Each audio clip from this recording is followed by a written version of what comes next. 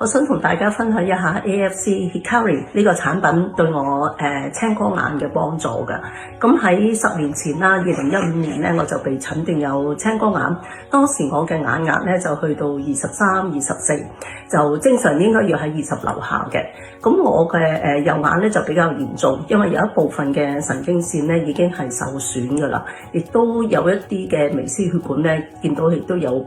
爆裂啊咁樣樣。咁所以有時我掂下我自己右眼咧都會感覺到有啲痛嘅。咁除此之外，我亦都有乾眼症，係需要經常用人造淚水咧去保持眼睛嘅濕潤嘅。咁喺過去嗰10年期間咧，我個眼科醫生咧就好努力咁樣，就想幫我將嗰個眼壓咧就降到去最好就係13、14咁樣嘅，至到去2024年嘅5月啦。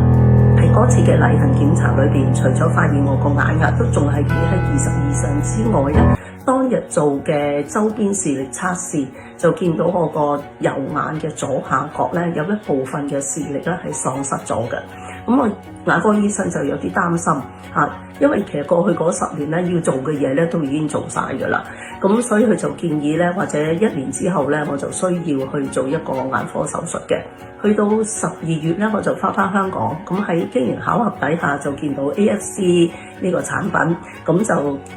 Hikari 咧就特別吸引我，因為佢所提到嘅眼睛問題就正正我面對嘅問題嘛。咁就喺10月31號咧，我就開始食呢個Hikari 嘅，每一日我就食2包。咁我記得我食咗1個禮拜之後咧，有一日我突然間察覺咧就係，咦，我呢2日好似冇用到人造淚水喎，我對眼佢真係冇咁乾啊咁樣。再過多1個禮拜咧，我就喺即係唔覺意底下，我就擦到我自己嘅眼睛，咁就突然間覺得，咦，係我眼唔痛嘅，咁我右眼撳落去唔再痛喎咁樣。咁後嚟我就翻咗嚟澳洲啦，咁就1月20號咧就再去見我眼科醫生做翻同樣嘅檢查。當時結果出嚟就係咩咧？就係首先我嘅左眼咧嘅眼壓咧就跌到去16，而右眼咧就去到14。咁我可以同大家講咧，過去嗰10年裏邊咧，我個眼壓從來係未試過咁低嘅。咁當日亦都做多一次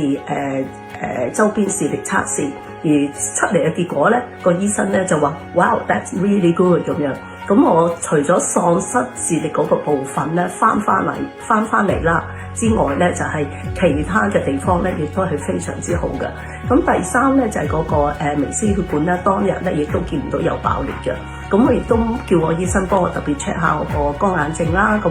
佢睇完之後佢就係你個眼真係冇以前咁乾喎咁樣樣。